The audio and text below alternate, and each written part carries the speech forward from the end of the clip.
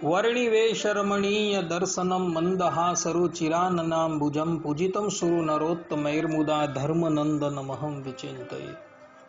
असतो मा षड्गमय तमसो मा ज्योतिर्गमय मृत्युर्मा अमृतं गमय। ओम शांति शांति शांति। આજની જ્ઞાન સભાની અંદર પધારનારા બધા જ ભગવદ ભક્તોને વેદાંતાચાર્ય પુરાણ ઇતિહાસ આચાર્ય એમ એ ફિલોસોફી શાસ્ત્રી રાકેશભાઈના હેતપૂર્વક જય સ્વામિનારાયણ। ભક્તો, વૈશાખ શુક્લ ચતુર્દશી એટલે કે 14 એ નરસિંહ ભગવાનનો પ્રાગટ્ય ઉત્સવ। આ દિવસે ભક્તરાજ પ્રહલાદની રક્ષા કરવાને અર્થે અનંતકોટી બ્રહ્માંડ નાયક પરબ્રહ્મ પરમાત્મા ભગવાન શ્રી હરિ સ્તંભ પાડીને પ્રગટ થયા હતા અને એમણે હિરણ્યકશિપુ દૈત્યનો નાશ કરેલો હતો। ભક્તો, આ દિવસે નરસિંહ ભગવાનનું પ્રાગટ્ય થયું હોવાથી આપણે એકાદશીની જેમ જ આ દિવસે ઉપવાસ રાખવાનું છે।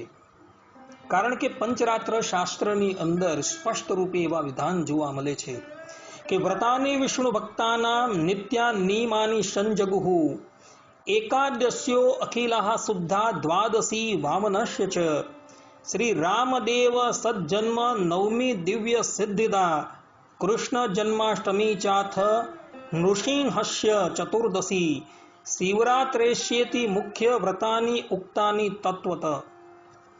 અર્થાત કે ભગવાનના ભક્ત વૈષ્ણવોએ આ નીચે કહીએ છીએ તે વ્રતો નિત્ય કરવાના છે। બધી જ શુદ્ધ એકાદશીઓ, વામન દ્વાદશી, દિવ્ય સિદ્ધિ આપનારી રામનવમી, કૃષ્ણ જન્માષ્ટમી, નરસિંહ ચતુર્દશી અને શિવરાત્રી, ખરેખર આ બધા મુખ્ય વ્રત વૈષ્ણવોએ કરવાના છે। આ પ્રમાણેની આજ્ઞા નારદ પંચરાત્ર શાસ્ત્રની અંદર આપવામાં આવેલી છે। એટલે વૈષ્ણવોએ નરસિંહ ચતુર્દશીનો ઉપવાસ પણ ફરજિયાત કરવાનો છે। કારણ કે જે વિષ્ણુની ઉપાસના કરનારા છે એ બધા જ વૈષ્ણવ છે। જે વિષ્ણુના છે એ વૈષ્ણવ છે। વિષ્ણુ હો અયમ ઇતિ વૈષ્ણવ, કે જે વિષ્ણુના છે એ વૈષ્ણવ છે। તો એ વૈષ્ણવોએ જે વિષ્ણુને પરમ તત્વ માને છે અને પરમ તત્વ માની એના શરણાગત થઈ એમની ઉપાસના કરે છે, એ લોકોએ આ 29 ઉપવાસ જે છે એ કરવાના છે। અને એ 29 ઉપવાસની અંદર જે નરસિંહ ચતુર્દશીનો ઉપવાસ જે આવે છે તે પણ ફરજિયાત કરવાનો છે। આ દિવસે આપણે એકાદશીની જેમ જ ઉપવાસ કરવાનો છે। ભગવાન સ્વામિનારાયણ સત્સંગી જીવનની અંદર ચતુર્થ પ્રકરણના 60મા અધ્યાયના 53 થી 60મા શ્લોકની અંદર પોતાના તમામ આશ્રિતોને આજ્ઞા કરતા કહે છે કે કેટલાક લોકો જે છે, કેટલાક સંપ્રદાયની અંદર એવા લોકો પણ છે કે નરસિંહ 14નો ઉપવાસ કરે છે, પરંતુ સંધ્યાકાળે જ્યારે ભગવાન નરસિંહની આરતી થઈ જાય પછી એ લોકો વ્રતના અંતે પારણા કરે છે। પરંતુ આ નિર્ણય અમારો નથી। ભગવાન સ્વામિનારાયણ કહે છે કે અમારો તો આ પક્ષ છે કે જેવો શક્ત હોય તેમણે તો ઉપવાસ જ કરવો, જેવો અશક્ત હોય તેમણે તો ઉત્સવના અંતે ફલાહાર કરવો, અને જેવો અતિશય અશક્ત હોય તેમણે તો ઉત્સવના અંતે અન્ન ભક્ષણ કરવું। આ પ્રમાણે ભગવાન સ્વામિનારાયણે નરસિંહ 14નો નિર્ણય કરેલો છે। અને આ દિવસે ભગવાન સ્વામિનારાયણે નરસિંહ ભગવાનની મહાપૂજા કરવાની પણ આજ્ઞા કરેલી છે। ભગવાન સ્વામિનારાયણ કહે છે કે વૈભવ હોય તો પૂજક પુરુષ યથાશક્તિ સુવર્ણમય નરસિંહદેવ કરાવે. કેવા?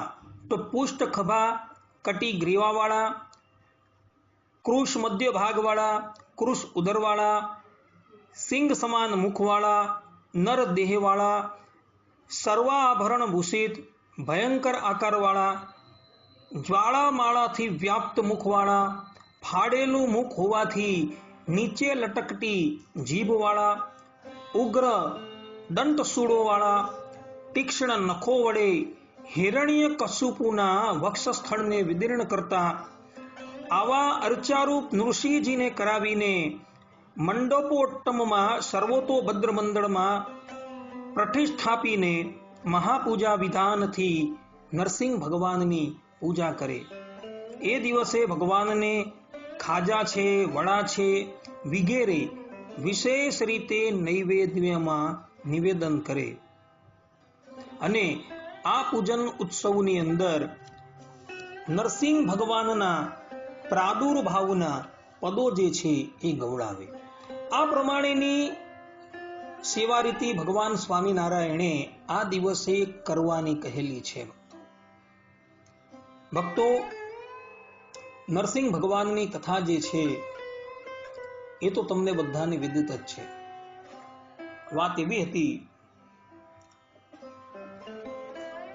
કે ભગવાન શ્રીમન નારાયણે વરાહ અવતાર ધારણ કરીને હિરણાક્ષનો વધ કરેલો અને વધથી અતિશય ઉદ્વેગ પામેલો હિરણ્યકશિપુ પોતાને અજર અમર કરવા માટે મંદરાચલની ગુફાની અંદર તપસ્યા કરવા માટે જતો હતો. હિરણ્યકશિપુ મંદરાચલની ગુફાની અંદર અંગૂઠાના એક ટેરવે ઉભો રહી પોતાના બે બાહુ જે છે એ ઉર્ધ્વ રાખી સૂર્યની સામુ દ્રષ્ટિ કરી બ્રહ્માજીની ઉપર તપસ્યા કરતો હતો. લાગ લગાટ 36,000 વર્ષ પર્યંત હિરણ્યકશિપુ તપસ્યાને કરતો હતો. એવા સમય દરમિયાન અર્થાત કે હિરણ્યકશિપુ જ્યારે તપસ્યા પરાયણ થયો ત્યારે દેવરાજ ઇન્દ્રએ હિરણ્યકશિપુની અનુપસ્થિતિની અંદર એની નગરીની ઉપર હુમલો કર્યો અને એની ભાર્યા કયાધુને એ બંદી બનાવીને અમરાવતીપુરી તરફ લઈ જતો હતો. તે વખતે કયાધુના ગર્ભની અંદર સુરાસુર વંદિત એવા પ્રહલાદજી જે છે એ બિરાજમાન હતા. કયાધુ દેવરાજ ઇન્દ્રને વિનંતી કરે છે કે દેવરાજ મને છોડી દો, મને છોડી દો, પરંતુ દેવરાજ ઇન્દ્ર જે છે એ એની વિનંતી સાંભળતા નથી. એવા સમયની અંદર માર્ગની અંદર દેવરાજ ઇન્દ્રને નારદજી મળે છે. નારદજી દેવરાજ ઇન્દ્રને કહે છે કે દેવરાજ તમે કયાધુને મુક્ત કરો. દેવરાજ કહે છે કે હું કયાધુને મુક્ત કરી દેવીશ, પરંતુ એના ગર્ભની અંદર હિરણ્યકશિપુનું તેજ છે. એ તેજ જ્યારે મૂર્તિમાન થઈને પ્રગટ થશે ત્યારે હું એનો ઘાત કરી દેવા અને પછી કયાધુને હું મુક્ત કરીશ. દેવર્ષિ નારદ કહે છે કે દેવરાજ એ બાળકને મારવાનું એ તમારા હાથની વાત નથી. એ બાળક ભગવાનનો પરમ ભક્ત થશે અને સુરાસુર દ્વારા પણ વંદિત થશે. એ તમારી સહાય કરનારો થશે, માટે તમે કયાધુને મુક્ત કરી દો. નારદજીની વાત સાંભળી દેવરાજ ઇન્દ્ર જે છે એ કયાધુની 3 પરિક્રમા કરી સ્વર્ગલોકની અંદર જતા રહ્યા. કારણ કે એણે જાણ્યું કે કયાધુના ગર્ભની અંદર સુરાસુર વંદિત એવા ભગવાનના ભક્ત બિરાજમાન છે અને એ ભગવત ભક્ત જે છે એ તો દરેકને માટે પૂજા કરવા યોગ્ય છે. માટે દેવરાજ ઇન્દ્ર જે છે એની પરિક્રમા કરીને સ્વર્ગલોકની અંદર જાય છે.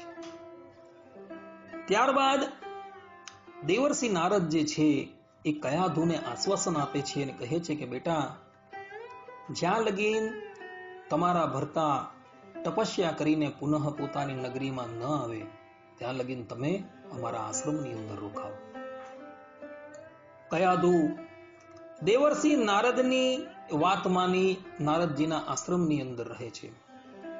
આશ્રમની તે નાની મોટી બધી જ સેવા કરતી હતી અને સમય આવે એટલે નારદજીનો એ સત્સંગ કરવા માટે જતી હતી. નારદજી કયાધુના ગર્ભની અંદર જે પ્રહલાદજી રહ્યા હતા તેને ઉદ્દેશીને ભાગવત ધર્મનો બોધ જે છે એ કયાધુને કરવા લાગ્યા અને એ ભાગવત ધર્મનો બોધ જે છે એ ગર્ભની અંદર બેઠા બેઠા પ્રહલાદજી શ્રવણ કરતા હતા. એટલે જ્યારે ગર્ભમાંથી એ બહાર નીકળ્યા ત્યારે એમને એ ભાગવત તત્વનો બોધ જે છે એ અક્ષરે અક્ષર યાદ રહી ગયો હતો. પરંતુ કયાધુ જે છે એ પોતાની અણસમજણે કરીને એ ભાગવત તત્વનો બોધ જે છે એ વિસરી ગઈ હતી. આ તરફ હિરણ્યકશિપુ જે છે એ 36,000 વર્ષ પર્યંત તપસ્યા કરે છે અને તપસ્યાને લઈને એનું તેજ એટલું બધું વૃદ્ધિ પામી જાય છે કે એના તેજને લઈને સંપૂર્ણ ત્રિલોકી જે છે એ ત્રાહિમામ પુકારવા લાગે છે. તે સમયે પરમપિતા બ્રહ્માજી હિરણ્યકશિપુની પાસે આવે છે. પોતાના કમંડલમાંથી જલ લઈ પરમપિતા બ્રહ્મદેવ હિરણ્યકશિપુની ઉપર છાંટે છે, જેથી કરીને હિરણ્યકશિપુનું શરીર જેવું હતું તેવું થઈ ગયું અને પછી એને આંખો ઉગાડવાનું કહે છે. પોતાના દાદા પોતાની સન્મુખ ઉપસ્થિત થયેલા જોઈ હિરણ્યકશિપુ એમને સાષ્ટાંગ પ્રણામ કરે છે. બ્રહ્માજી કહે છે કે બેટા, તારી જે ઈચ્છા હોય તે વર માંગ. હિરણ્યકશિપુ કહે છે કે પિતામહ, હું અજર અમર થઈ જાઉં.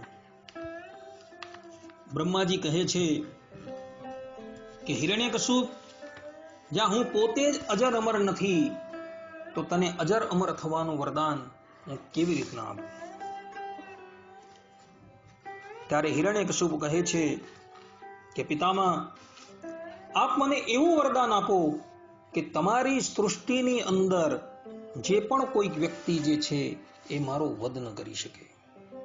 હું જલમાં ન મરું, સ્થળમાં ન મરું, મનુષ્યથી ન મરું, પશુથી ન મરું, અંદર ન મરું, બહાર ન મરું, ઉપર ન મરું, નીચે ન મરું, અસ્ત્રથી ન મરું, શસ્ત્રથી ન મરું.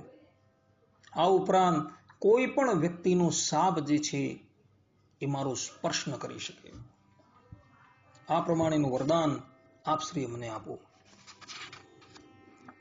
બ્રહ્માજીએ થોડો વિચાર કર્યો અને વિચાર કરીને હિરણ્યકશિપુને કહ્યું, ભલે, તથાસ્તુ. આટલું કહી બ્રહ્માજી પોતાના લોકની અંદર સિધારી ગયા. હિરણ્યકશિપુ પોતાની રાજધાનીની અંદર પાછો આવે છે. એ વખતે કયાધુ પણ પોતાના ભરતાને તપથી નિવૃત્ત થયેલા જોઈ પુનઃ રાજધાનીની અંદર આવે છે. કોઈ વ્યક્તિને શંકા થાય કે 36,000 વર્ષ પર્યંત પ્રહલાદજી શું ગર્ભની અંદર રહ્યા? તો એમને કહેવાનું કે અસુરો છે અને રાક્ષસો જે છે એ લોકોની અંદર એવું સામર્થ્ય હોય છે કે એ લોકો ગમે એટલા વર્ષો પર્યંત પણ પોતાના ગર્ભને પોતાના ઉદરની અંદર ધારણ કરી શકે છે. એ ધારે તો મૈથુન થયા બાદ પુત્રને તાત્કાલિક જન્મ આપી શકે છે, અન્યથા હજારો વર્ષ પર્યંત પોતાના ઉદરની અંદર પણ એને ધારણ કરી શકે છે એટલું સામર્થ્ય ભગવાને એ લોકોને આપેલું હોય છે. એટલે જ માટે પ્રહલાદજીનો જન્મ જે છે એ હિરણ્યકશુપ જ્યારે પોતાની નગરીમાં પાછો આવ્યો ત્યારબાદ થયો છે. આમ જોવા જઈએ તો હિરણ્યકશુપુને 4 પુત્રો હતા. એમાં સૌથી નાના અને ગુણે કરીને સર્વોત્તમ એવા પ્રહલાદજી પોતે હતા. હિરણ્યકશુપ બ્રહ્માજીના વરદાનથી કૈલાસ લોક, વૈકુંઠ લોક અને સત્યલોકને બાદ કરતા તમામ લોકો જે છે એ જીતી લે છે. દેવોના જેટલા પણ સ્થાનકો હતા એ સ્થાનક પરથી દેવતાઓને ભ્રષ્ટ કરી તેઓના અધિકારની ઉપર પોતાના મનુષ્ય જે છે અર્થાત કે અસુરો છે તેની એ નિયુક્તિ કરે છે. એનું શાસન એટલું બધું કઠોર હતું કે કોઈ પણ વ્યક્તિ ન તો યજ્ઞ કરી શકતો હતો કે ન તપસ્યા કરી શકતો હતો. એ પોતે જ ઈશ્વરના રૂપની અંદર વિરાજમાન હતો. કોઈ વ્યક્તિએ યજ્ઞ કરવો હોય તો યજ્ઞની અંદર એ વ્યક્તિ દેવતાના નામની જો આહુતિ આપે તો હિરણ્યકશુપ જે છે એ પોતે એટલો સમર્થ હતો કે એ બધી આહુતિ જે છે એ ગ્રહણ કરી લેતો હતો. એના રાજ્યની અંદર સૂર્ય જે છે એ ઉચિત માત્રાની અંદર પ્રકાશ કરતો હતો. વાયુ જે છે એ ઉચિત માત્રાની અંદર વહેતો હતો. કોઈ પણ મનુષ્યને કોઈ પણ વસ્તુ જોઈએ તો એ સંકલ્પ કરે તો આકાશમાંથી એ વસ્તુ જે છે એ તાત્કાલિક એના હાથમાં આવી જતી હતી. આ વાત ભક્તો બધી શ્રીમદ ભાગવતના 7મ સ્કંધની અંદર લખેલી છે. કેટલાય વર્ષ પર્યંત એ રાજભોગ જે છે એ ભોગવતો રહ્યો. કેટલીય દેવતાઓની સ્ત્રીઓ, ગંધર્વોની સ્ત્રીઓ, મનુષ્યની સ્ત્રીઓને લાવી એણે પોતાના જનાનખાનાની અંદર રાખેલી હતી. પોતાનો બાળક પ્રહલાદ જે છે એ ધીરે ધીરે મોટો થવા લાગ્યો. એટલે હિરણ્યકશુપુએ પ્રહલાદજીને વિદ્યા અભ્યાસ માટે પોતાના ગુરુ શુક્રાચાર્યજીના પુત્ર શંડામર્કની પાસે ગુરુકુલની અંદર અભ્યાસ કરવા માટે મોકલ્યો. શંડામર્ક પ્રહલાદજીને આસુરી વિદ્યા જે છે એ શીખવતા હતા. પરંતુ પ્રહલાદજીનું મન જે છે એ ક્યારેય પણ આ આસુરી વિદ્યાની અંદર લાગતું જ ન હતું.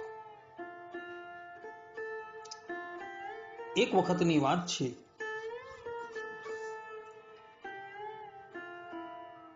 વિદ્યા અભ્યાસ કરીને આવેલા પ્રહલાદજીને હિરણ્યકશુપે પોતાની પાસે બોલાવ્યો અને પોતાની પાસે બોલાવી એણે લાડ દુરાવ કરતા થકા પ્રહલાદજીને પૂછ્યું કે બેટા, તું ગુરુકુલની અંદર શું શું ભણીને આવ્યો? આ પ્રમાણે જ્યારે પિતાએ પૂછ્યું ત્યારે પ્રહલાદજી પિતા પ્રત્યે બોલ્યા, હે પિતાજી, સંસારી જીવો હું અને મારોનો મિથ્યા આગ્રહ સેવીને હંમેશા અત્યંત ઉદ્વિગ્ન રહે છે.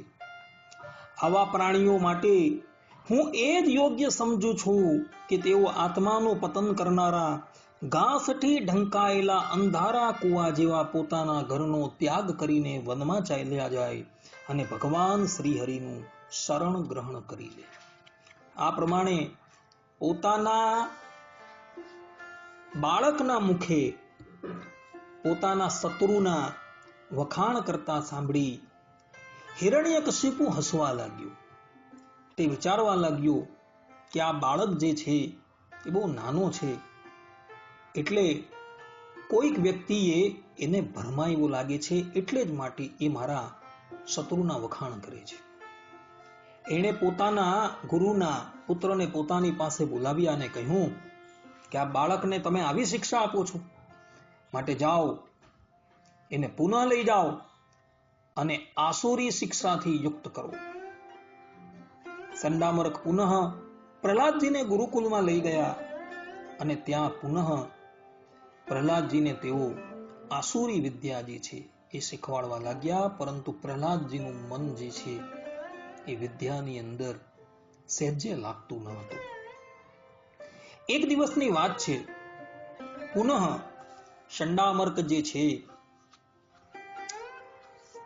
એ હિરણ્યકશુપ પાસે પ્રહલાદજીને લઈને ઉપસ્થિત થયા.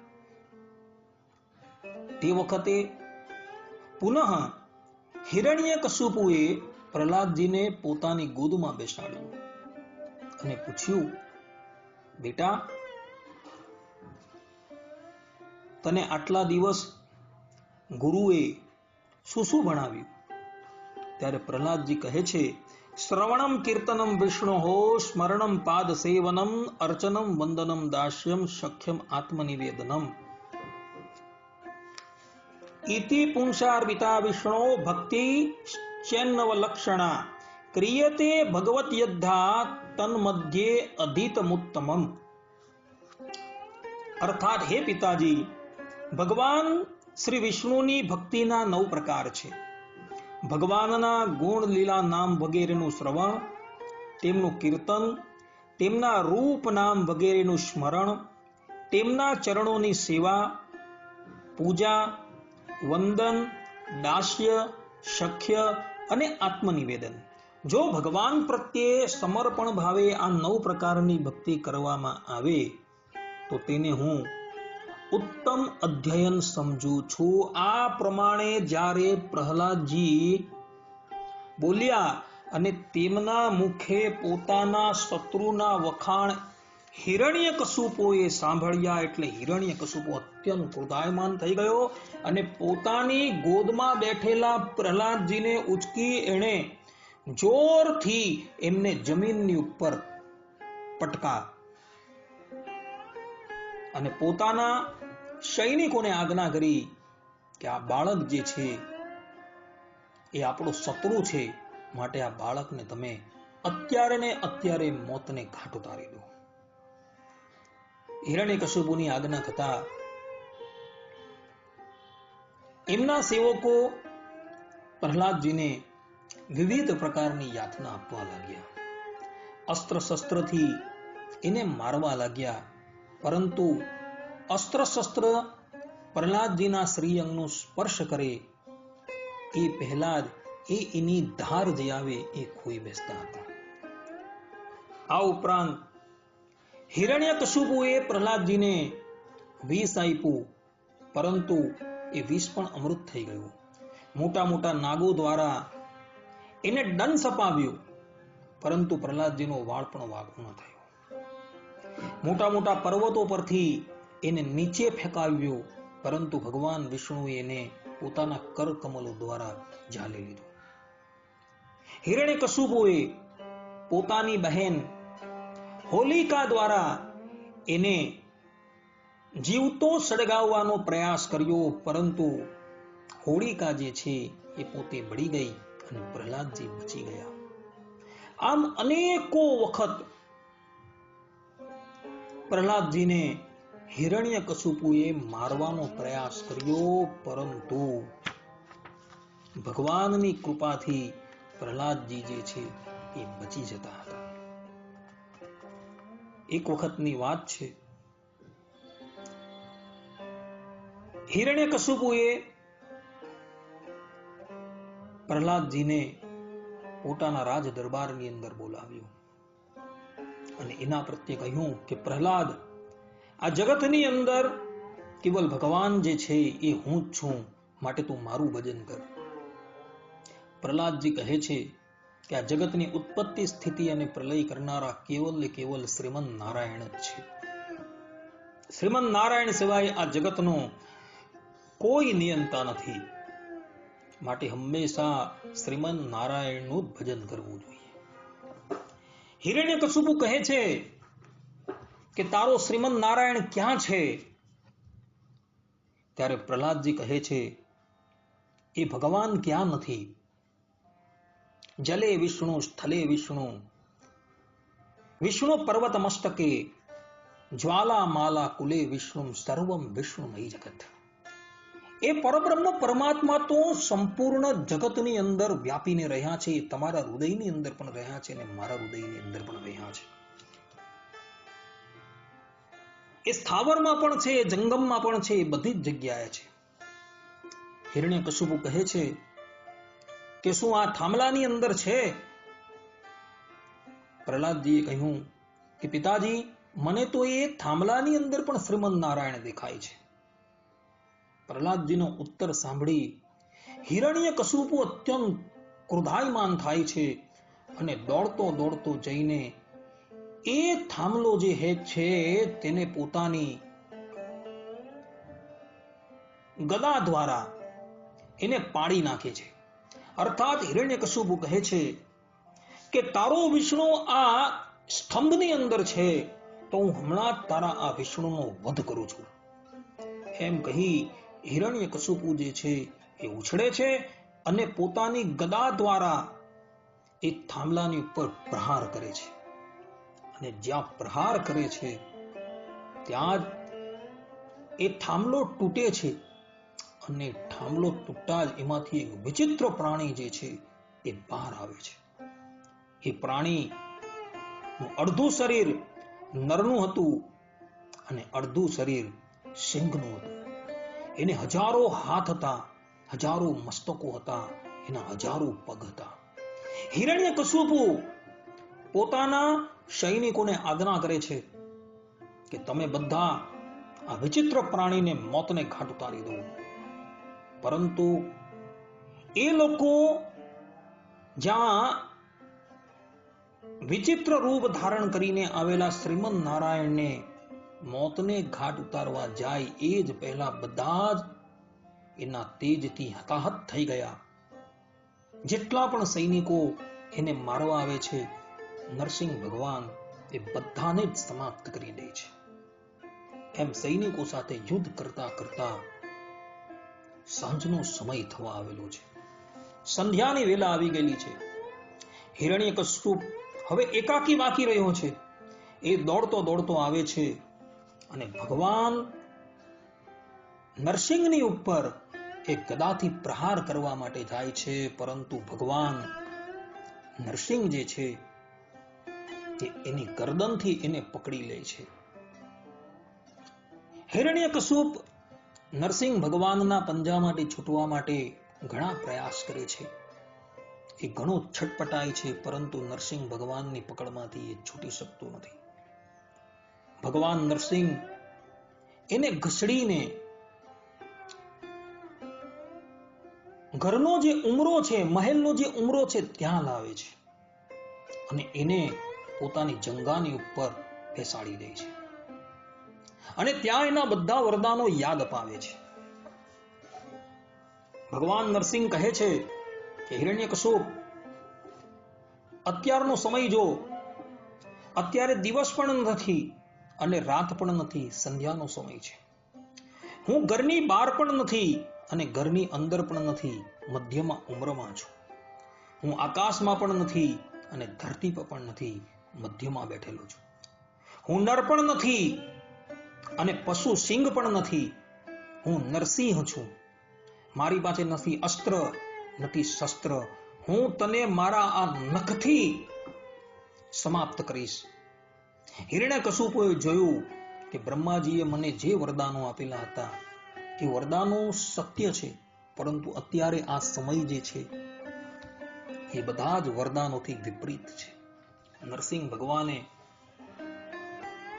એના ઉદરની અંદર પોતાના નખો જે છે એ ભરાવી દીધા અને હિરણ્યકશિપુનું ઉદર જે છે એ વિદિન્ન કરી દીધું અને એની અંદરથી રહેલા જે આંતરડા છે એ આંતરડા કાઢી અને પોતાના ગળાની અંદર એને વિતાડી દીધા.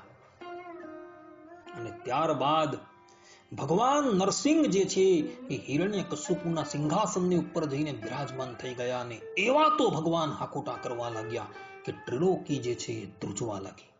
ભવ બ્રહ્માદિક દેવતાઓ ત્યાં દોડતા દોડતા આવે છે, ઇન્દ્રાદિક દેવતાઓ દોડતા દોડતા આવે છે. બધા દિવ્ય પદ્મો દ્વારા ભગવાન નરસિંહની સ્તુતિ કરે છે, પરંતુ ભગવાન નરસિંહ કોઈનાથી શાંત પડતા નથી.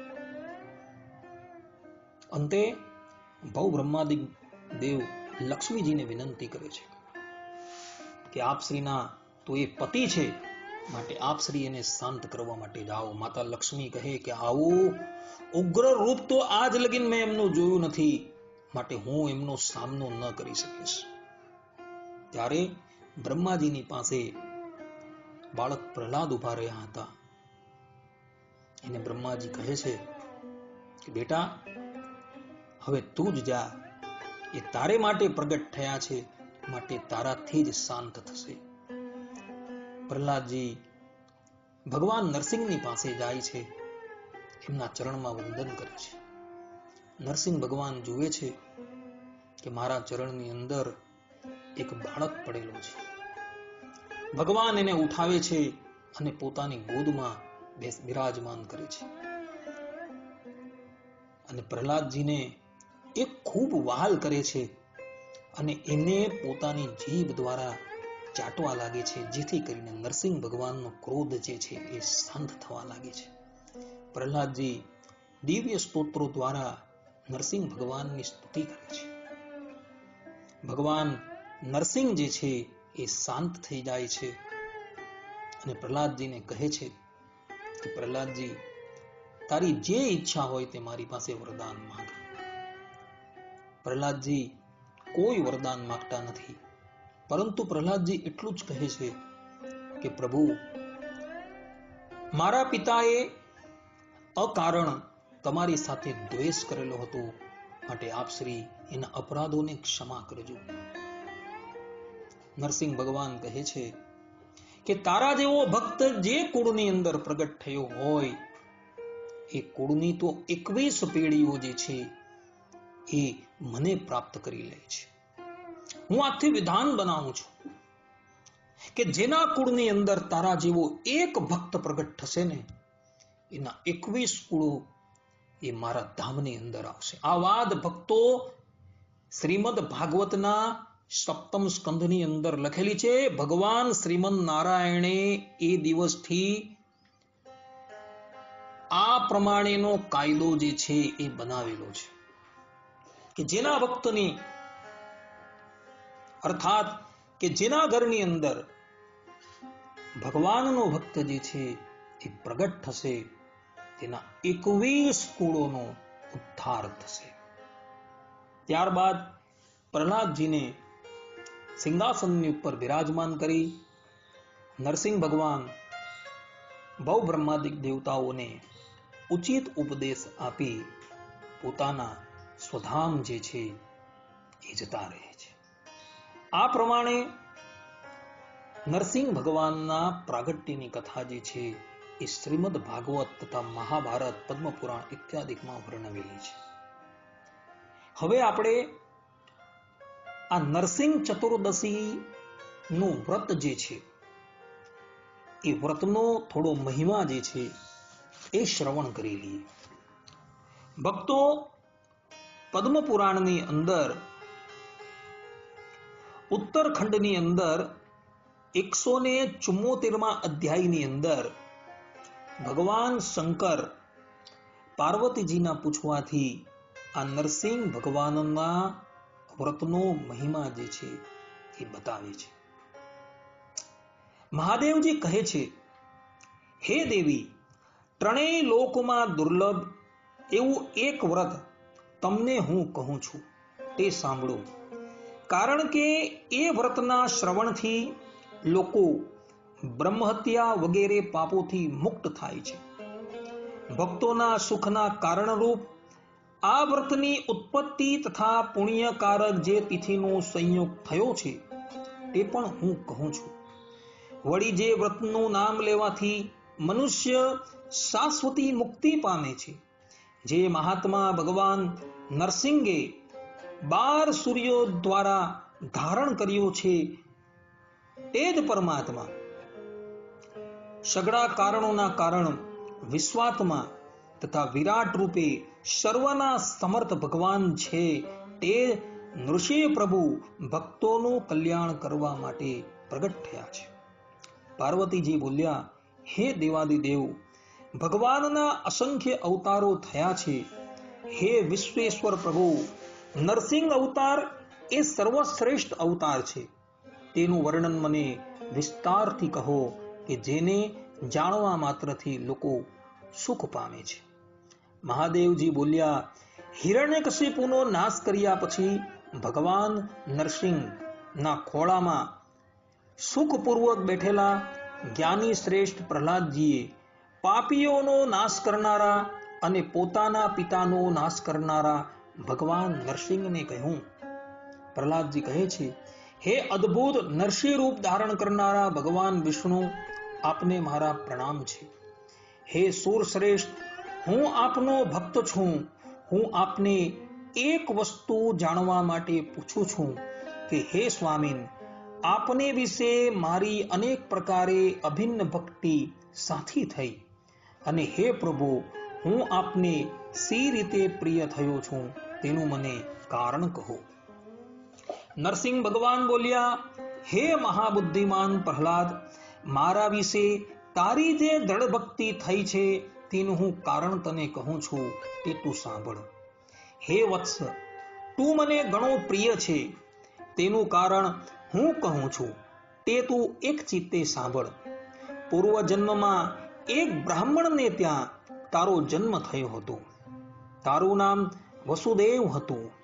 એ જન્મમાં તું કંઈ પણ ભણ્યો નહોતો અને વેશ્યામાં લંપટ બન્યો હતો. વળી એ જન્મમાં તે કોઈ જાતનું પુણ્ય કાર્ય પણ કર્યું નહોતું. વળી વેશ્યાઓ સાથે સંગમની ઈચ્છાથી તું ખુદ મદિરા પીને મસ્ત રહેતો હતો. છતાં હે પ્રહલાદ, મારા વ્રતના પ્રભાવથી તારી મારે વિશે દ્રઢ ભક્તિ થઈ છે. પ્રહલાદજીએ પૂછ્યું, હે ભગવાન, હું કોનો પુત્ર હતો અને મેં કયું વ્રત કર્યું હતું? વેશ્યાગામી મેં કયું એવું સુકૃત કર્યું હતું? તે બધું મારા પર કૃપા કરી હમણાં અમને કહો. નરસિંહ ભગવાને કહ્યું, હે વસ્ત, સૃષ્ટિના લોકના સર્જન માટે આ શ્રેષ્ઠ વ્રત બ્રહ્માજીએ પણ કર્યું હતું, જેના પ્રભાવથી ચરાચર જગત તેમણે રચ્યું હતું. વળી ત્રિપુરાસુરના વધ માટે ભગવાન મહાદેવે પણ આ નરસિંહ ચતુર્દશીનું વ્રત કર્યું હતું અને તેના પ્રભાવથી ત્રિપુરનો તેમણે નાશ કર્યો હતો. એટલું જ નહીં, પણ આ ઉત્તમ વ્રત બીજા ઘણા દેવો, પુરાતન ઋષિઓ, મહાપ્રાજ્ઞ રાજાઓએ પણ કર્યું હતું. જે વ્રતના પ્રભાવથી એ બધા સિદ્ધિ પામી ગયા અને સ્વર્ગમાં જઈ અનેક પ્રકારના ભોગો ભોગવીને તે બધા મને પ્રિય બન્યા હતા. હે પ્રહલાદ, તે બધા મારામાં વિલીન થઈ ગયા હતા. તું મારા પર વિશ્વાસ રાખ. વળી જેઓ મારું સાયુજ્ય પામ્યા છે તેમનો સેંકડો મહાકલ્પો પછી પણ પુનર્જન્મ થતો નથી. અને આ મારો આ અવતાર પણ તારા કાર્યને માટે જ થયો છે. આ વ્રત કરવાથી દરિદ્ર ધન મેળવે છે, કામનાવાળો કામના પ્રાપ્ત કરે છે, રાજ્યની ઈચ્છાવાળો ઉત્તમ રાજ્ય મેળવે છે, તેમજ આયુષ્યની ઈચ્છાવાળો શિવના જેવું આયુષ્ય પામે છે. વળી સ્ત્રીઓ આ વ્રતના પ્રભાવથી વિધવા થતી નથી તથા ભાગ્યશાળી અને પુત્રવતી બને છે. તેમજ શોકનો નાશ થાય છે અને વિપુલ ધન ધાન્ય પ્રાપ્ત કરે છે. જે કોઈ સ્ત્રી કે પુરુષ આ મારા શ્રેષ્ઠ વ્રતને કરે છે તેમને સુખ, ભક્તિ અને મુક્તિરૂપ ફલ હું અર્પણ કરું છું. વળી આ વ્રતના ફળને કહેવાથી શું વિશેષ? કારણ કે મારા આ વ્રતના ફળને કહેવા હું તેમજ શંકર પણ સમર્થ નથી. ભગવાન નરસિંહ આ પ્રમાણે પોતાના સ્વમુખે આ નરસિંહ જયંતિ વ્રત જે છે એનો મહિમા કહે છે. માટે ભક્તો, જે પણ કોઈક વ્યક્તિ આ નરસિંહ જયંતીનું વ્રત કરશે ને એ ધર્મ અર્થ કામ અને મોક્ષ ચારેય પુરુષાર્થની સિદ્ધિને પ્રાપ્ત કરશે. એને જે વસ્તુની ઈચ્છા હશે એ બધી જ વસ્તુ એને પ્રાપ્ત થશે. અજાણતામાં પૂર્વજન્મની અંદર પ્રહલાદજી પૂર્વજન્મની અંદર અતિશય પાપી હતા, વેશ્યાગામી હતા. તેમણે પણ જો આ વ્રત કરેલું તો તે વ્રતના પ્રભાવને લઈને એ નરસિંહ ભગવાનના પરમ પ્રિય થયા હતા. માટે ભક્તો, જે પણ કોઈક આ વ્રત કરે છે એ વ્રતના પ્રભાવથી એ વસ્તુ એને પ્રાપ્ત થાય છે. જે લોકો કેવલ ભગવાન શ્રીમન નારાયણની પ્રસન્નતાને અર્થે આ વ્રત કરશે એના પર શ્રીમન નારાયણ જે છે એ અતિશય પ્રસન્ન થશે. જે લોકો મુક્તિની કામનાથી આ વ્રત કરશે તે લોકો દેહના અંતે અવશ્ય પરમાત્માનું સાયુજ્ય પ્રાપ્ત કરશે. જે વ્યક્તિ ભગવાનને વિશે કેવલ ભક્તિની કામનાથી જો આ વ્રત કરશે તો એને ભગવાન જે છે એ પોતાની નિષ્કામ ભક્તિ, પ્રેમ લક્ષણા ભક્તિ પણ પ્રદાન કરશે. માટે ભક્તો, આ નરસિંહ ચતુર્દશીનું વ્રત જે છે તમે અવશ્ય કરજો. ભગવાનના શરણાગત હોવ તો તમે આ વ્રત અવશ્ય કરજો, કેવલ ભગવાનની પ્રસન્નતાને અર્થે. અને ભગવાનના શરણાગત નથી તો પણ તમે આ વ્રત કરજો, જેથી કરીને તમને ધર્મ અર્થ કામ અને મોક્ષ ચારેય પુરુષાર્થોની સિદ્ધિ થશે. આ પ્રમાણે પદ્મ પુરાણની અંદર ઉત્તરખંડની અંદર 174માં અધ્યાયની અંદર નરસિંહ જયંતીના વ્રતનું મહાત્મય ભગવાન શંકરે કહ્યું છે. આ જ અધ્યાયની અંદર આ દિવસે કરવામાં આવતી નરસિંહ ભગવાનની પૂજાનો પણ પ્રકાશ કરવામાં આવેલો છે. જિજ્ઞાસુએ એ પદ્મ પુરાણના ઉત્તરખંડના 174માં અધ્યાયનું અધ્યયન કરી લેવું. જે વ્યક્તિ નરસિંહ ભગવાનની વિશેષપણે પૂજા કરવા માંગતો હોય તેમણે આ 174માં અધ્યાયનું અધ્યયન કરી લેવું અને એ પ્રમાણે એમણે એ દિવસે નરસિંહ ભગવાનની પૂજા જે છે એ કરવાની છે. આ પ્રમાણે અહીં આ પ્રવચન જે છે એ હું પૂર્ણ કરું છું. સર્વે સંતુ નિરામયઃ, સર્વે સુખીનો ભવંતુ, સર્વે ભદ્રાણી પશ્યંતુ, મા કશ્ચિત દુઃખ ભાગ ભવેત. અસ્તુ. જય સ્વામિનારાયણ.